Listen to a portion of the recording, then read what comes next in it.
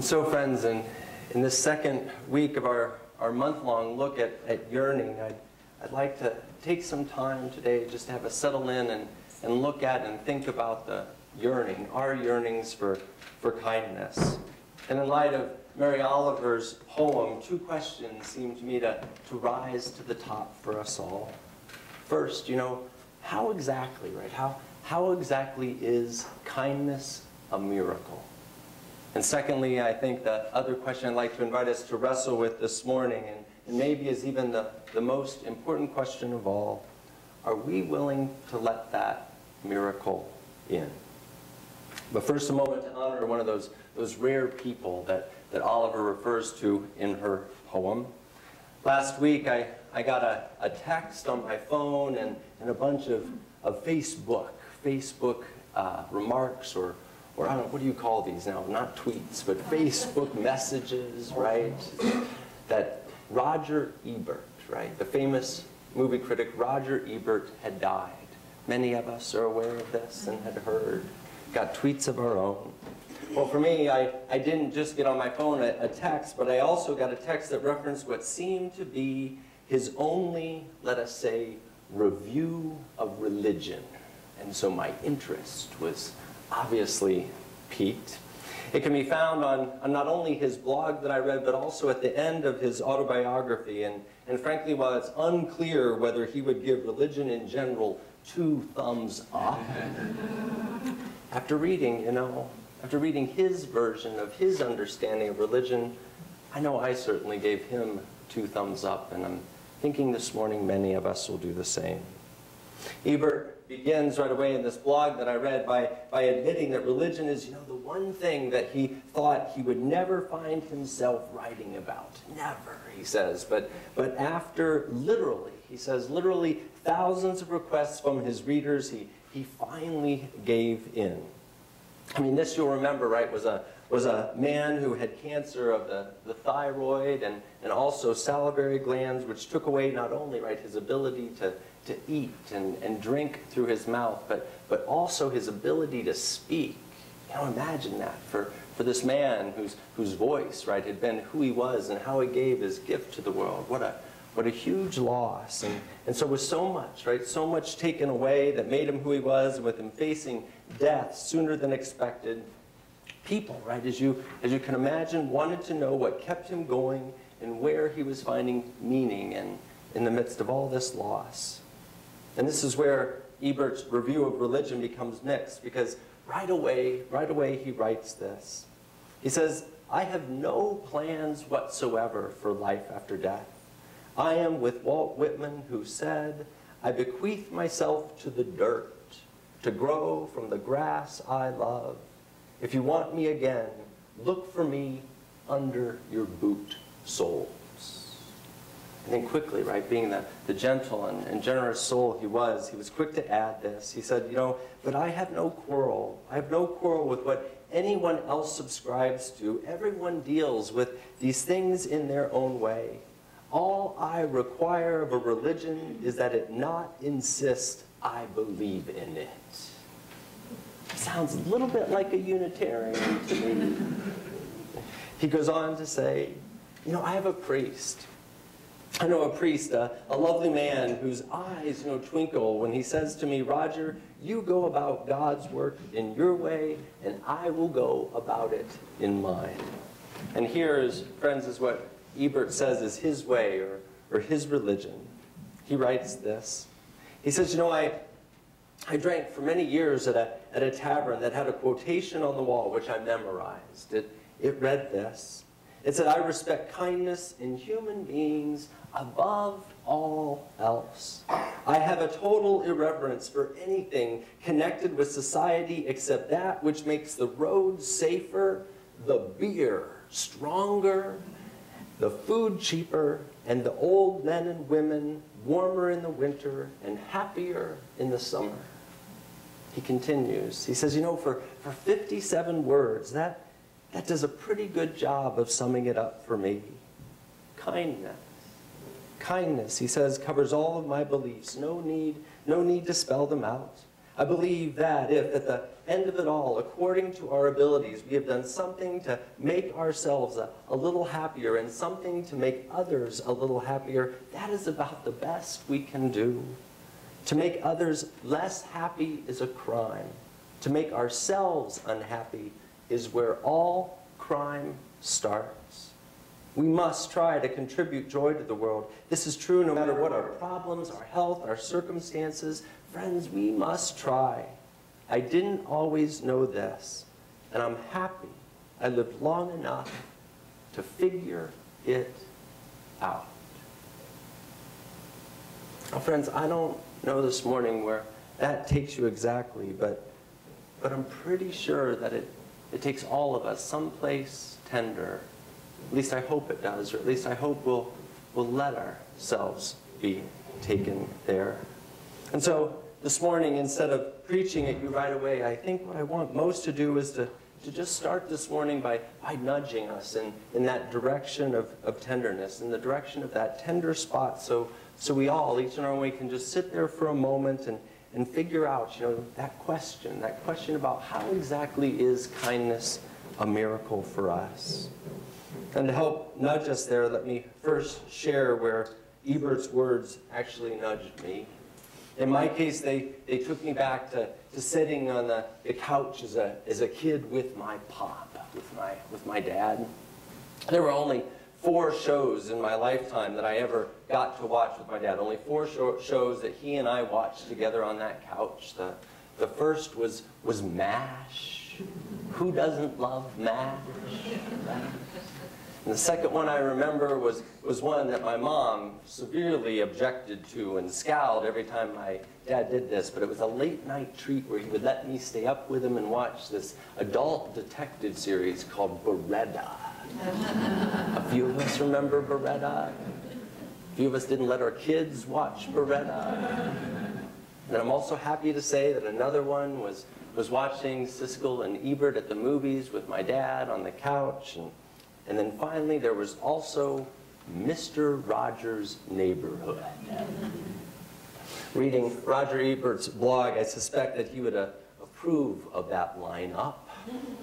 Beretta, I'm not so sure about, right? But the others, I'm pretty sure he would. And friends, what hit me as I thought about this and read his blog this week and remembered this memory, what hit me, and made me so glad was imagining Roger Ebert as one of the few people out there who might have never snickered at or laughed at Mr. Rogers.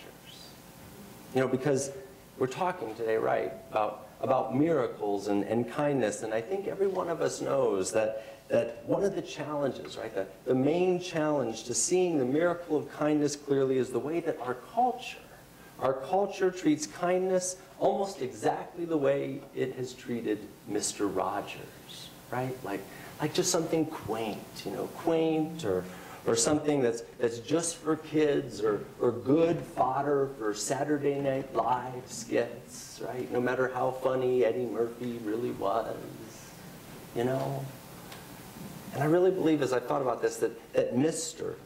Ebert does us all a great service by coming out and just saying hogwash, right? Hogwash to all that cynicism, which is also what my father thought of it too, for which I've got to say this morning, I am incredibly glad.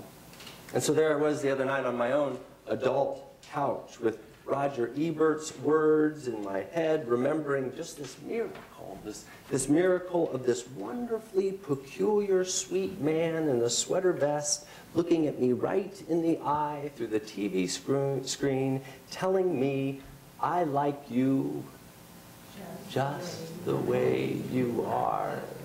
That wasn't even loud enough.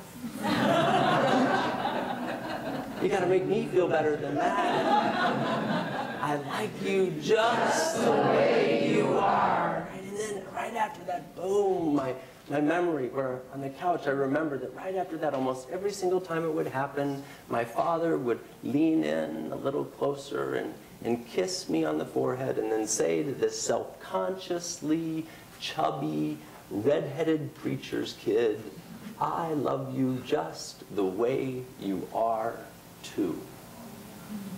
sentimental as all heck. But here's the thing, right? I also know that I'm not the only one in this room that could tell a similar tale about how similar words, simple, similar words like that have made a difference in your own life. All of which led me to the second memory that night on the couch with Roger Ebert's words. This happened in my early 30s after I had first got a church in Syracuse, and I found myself right away having to tell not only my family but also the whole church that I was going to be asking my first wife for a divorce. I talked about my divorce a couple weeks ago, so I don't want to go into all of that again, but what I do want to highlight this morning is well, something that I think many of us know, right? That whether you are the one that is leaving or you are the one that's being left, divorce is something that leaves you incredibly, right? Incredibly and terribly alone and not at all sure what will come next. In my situation, I had the added knowledge of knowing the statistics that say that 85% of all ministers end up having to leave their churches within a year of announcing a divorce. And so it was into that mix that one day on a Monday morning, I'll never forget it, that Dwayne Hardy knocked on my office door and asked for a moment. Dwayne had just turned 80 at the time, and he was known all through our congregation and respected as someone who had given his life to and worked for justice and against injustice. He was someone, when it did come to injustice, he could get very angry, but with people, he was incredibly tender.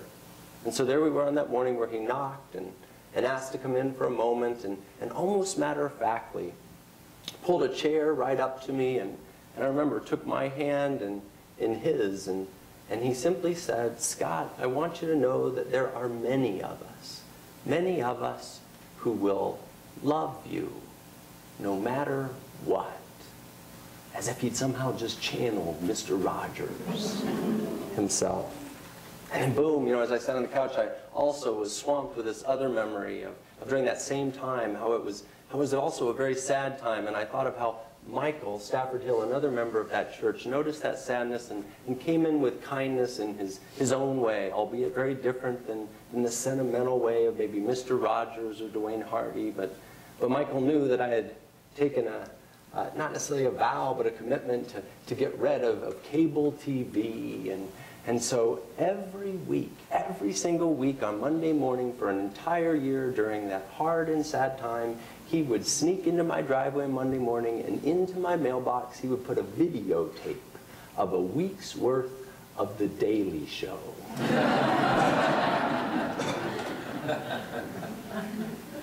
It was miraculous. Miraculous. And from there, my mind leapt to kindness, not so much given to me, but kindness that I've witnessed, giving to others. Memories such as, going to a hospice home to visit a congregation member and walking in as I saw one of the hospice workers there just simply combing his hair, a job that wasn't even part of her tasks at all, and watching her just gently comb his hair and just seeing these tears, stream down his face. Or being dragged as a teenager. I remember one weekend, the next memory that hit me was being dragged as a teenager one weekend by my father and other church members to a house of an economically struggling but also very proud farm couple whose barn roof had just been ripped off, a whole section of it ripped off by a windstorm, and for some reason it wasn't covered by insurance, and so there we were, the church assembling to reassemble their roof. And that's where my memories, friends, that's where my memories the other night took a slight shift, because as I thought about them, what I remembered most was how long it took for the husband of that couple to walk out when we all arrived. When we got there, his wife came out right away with this huge grin on her face, a few tears in her eyes, these thermoses, tons of thermoses of coffee, and baskets of biscuits and jam. But the husband of the couple, I'll never forget this, came out slowly and long afterwards, and when he did, he came out with this sort of forced smile on his face, which stayed there the entire day. As I thought about that, he was clearly uncomfortable, and as I, again, thought about it through, it wasn't, I think, as I sorted out, it wasn't that the farmer, I didn't know that we were coming. My dad had talked with both he and his wife ahead of time. It was something carefully offered and even graciously accepted by them both. It was just that as my father. My father told me on the way home in the truck, he said, Scott, it's just hard. It's just hard for some people to let others see their need. It's just hard for some people to let others see their need. And I think, friends, with that, we move right there. We shift from my memories into our sermon today, because it's not, right? It's not just some people, is it? It's all of us, right? All of us at one time or another. And as I've wrestled with this, I think this is the core of things for me. I think, whether we realize it consciously or not, whether it's something we consciously know or not, I think all of us, every single one of us, have this conflicted relationship with kindness. A conflicted relationship with kindness. Or to put it simply, I think, as I've been wrestling with this, that there's this huge irony to kindness. And again, to put that simply, I'd say, kindness, on the one hand, most definitely, right, heals our vulnerability. But on the other hand, kindness is something that certainly makes us vulnerable too. Kindness heals our vulnerability, but at the same time, it makes us vulnerable too. And that's right, I think why we yearn. We yearn for kindness maybe more than anything else in the world. We also, I think, at times can fear it. Can fear it almost just as strongly. And to help tease that out this morning, I've got for us, I think, of all things, a story about cats. A story about cats. It's a story that comes from a lay worship service held in one of our UU congregations. It was shared with me by one of my colleagues. In this lay service, each of the speakers, each of the members of the church who were speaking were asked to talk about receiving kindness, not giving kindness, but receiving kindness and the effect that it had on them. And as I listened to all the stories, it was the so-called cat lady and her story that stuck out for me the most. She apparently had gone through some kind of terrible tragedy during that church year, and the church's kindness had helped her get through that. But what struck me as I listened is that she did not go into that tragedy at all in her story. She didn't mention it directly at all. Instead, all she talked about were her two cats, these two cats of hers. She starts in her piece with the striped cat, she says, the one that always wants to be petted and doesn't hesitate to demand to be petted, she says. The moment, she says, she holds still, the cat immediately invites itself up onto her lap and does its shameless pet me routine. A few of us have one of these cats, right?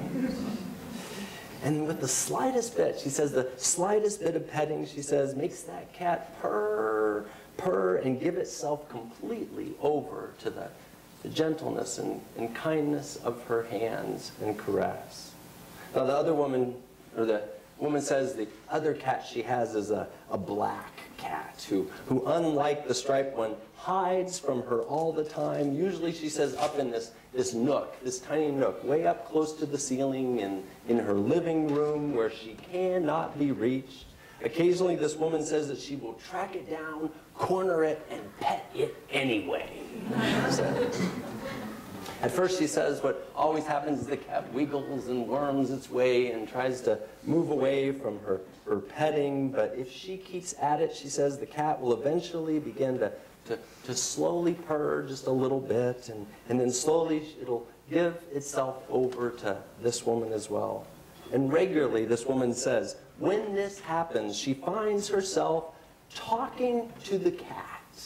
Now, I personally don't do that with my cat, but I hear some folks do, so maybe you can relate to that. And she says, not just talking to this cat, but actually in these moments, actually chewing that cat out a little bit. And so one day, she says she found herself almost yelling at it, saying, if you like this so much, why won't you ask for it? And then, boom, she says, when she heard those words come out of her own mouth, she says that was the day that she realized, boom, that she was that little black cat. Here's the rest of what she had to say to her congregation. She said, you know, I want and need kindness so badly, but I just will not ask for it, even in this past year when I needed it so much. Luckily, you all tracked me down and cornered me because asking feels so darn uncomfortable for me. And this talk, she says, this talk has pushed me to try to figure out why that is the case. So being the engineer I am, I began to categorize kindness. There's random kindness, like the stranger at the repair shop who gave me a travel mug just because I said I admired his. No, I thought that didn't bother me. Then there's occasional kindness, like the surprise party my husband threw for my 40th birthday. No, you know, that was great. Didn't bother me at all either. Then there's thinking of you kindness, like when my friend Nancy gave me a pair of tie-dyed socks just because she knows wearing funky colored socks makes me feel funky. No, I thought that's good too. No resistance there. And then it came. The kind of kindness that bothers me, even scares me, she writes, is not these fun or surprising kinds, but the kind that I really need. The trouble seems that somewhere deep down, I believe that if I acknowledge a need, I acknowledge a weakness. And if I acknowledge a weakness, someone will take advantage of it eventually. You see, life has taught me well, maybe too well, she says. And then she ends by saying, and so let me, friends, apologize if I haven't come across as incredibly grateful for the kindness you've shown me this past year, because I am. It's just that I'm still learning to ask and accept. And for a black cat, that's not easy. No, I'm not going to make any of us raise our hands this morning, but I suspect there are more than a few of us that can relate to that black cat. And you know, friends, while a part of me does want to respect and honor that struggle, that black cat struggle, there's just this other part of me this morning that wants to like grab us by the shoulders and just shout, isn't that nuts? Right? Isn't this nuts? For instance, I think maybe because the woman mentioned her birthday party, I was reminded of a quote I stumbled upon a couple weeks back. This is what it read. It was speaking about Americans, by the way, about who Americans are and how we are together. And it said, by the time we are 40, most of us have decided that life is our opponent. And so we stop asking it to be our friend. My God, you know, crazy, right? And add this, right? Add this, friends, to that image, right, of that black cat sitting alone, sitting absolutely alone, up there in the ceiling in that kitchen nook, tucked away all by itself. And I think not just the crazy and unnecessariness of it all becomes clear, but I also think this morning the importance and even, dare I say, miracle, right, of kindness becomes clear as well. And so here, friends, is what I want to say most of all today.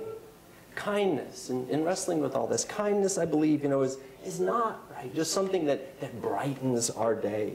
It is something, I believe, that fundamentally and indeed miraculously reverses the very thing, the very sad thing that the cat lady says life has taught all of us so well, that people can be ruthless with our vulnerability. And friends, I'm not here today to talk any of us out of that, right? I mean, one of life's tragic lessons is indeed that being open about our needs does make us vulnerable. And there certainly are, no doubt about it, there certainly are those out there who won't hesitate to take advantage of our weakness if we let it be seen. And yet at the same time, right, who of us wants to live life up in that nook? That stupid nook.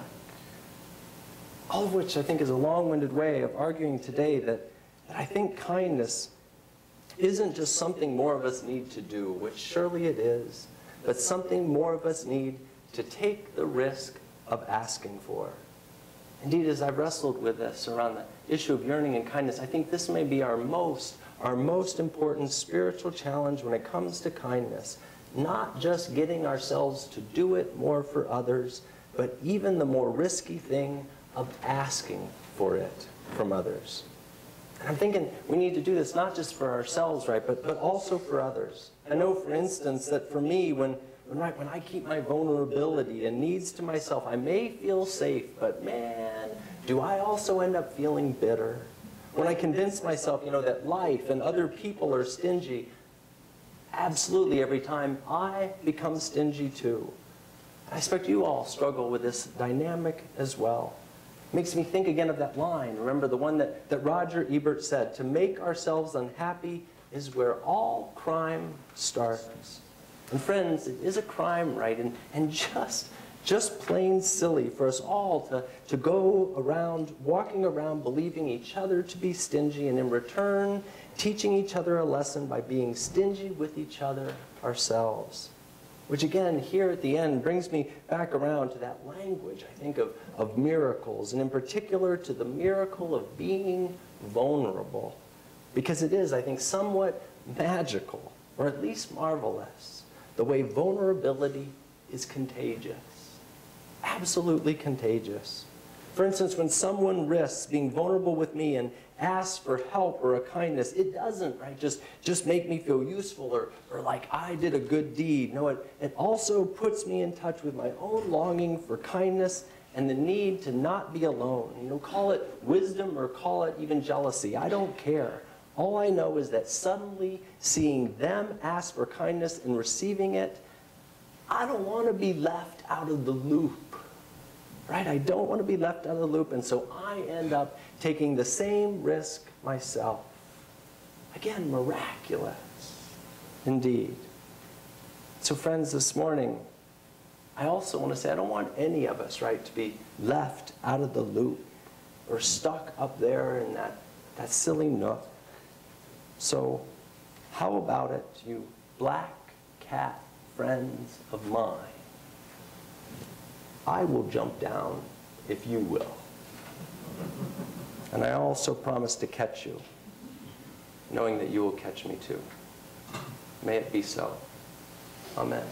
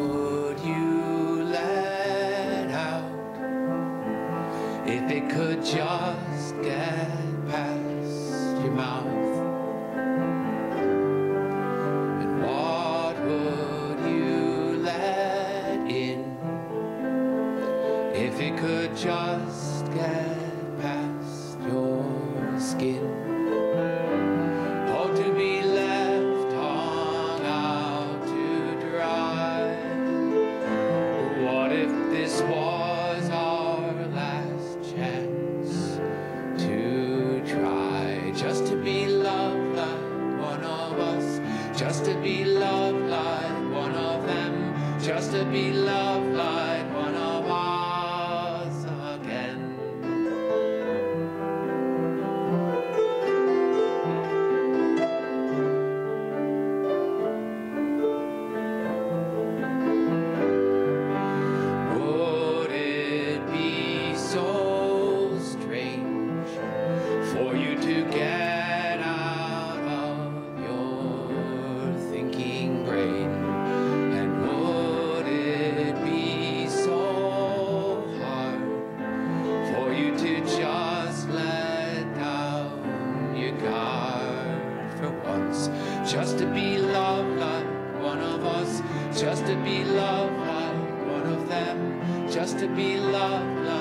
of us again.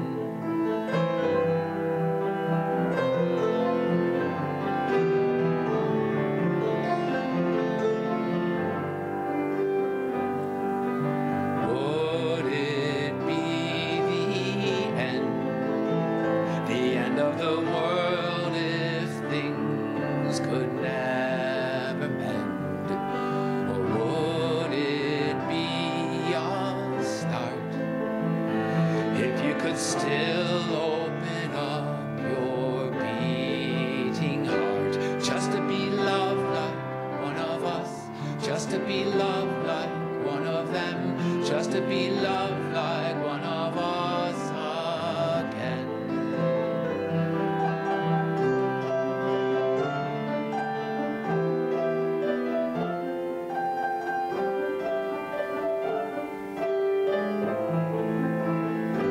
Just to be loved like one of us, just to be loved like one of them, just to be loved like one of us again.